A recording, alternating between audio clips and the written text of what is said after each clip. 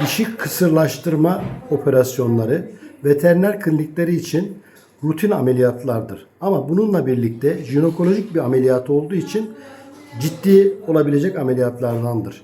Bu ameliyatı daha konforlu, daha güvenli yapmak için ligaşür kullanmak önemlidir.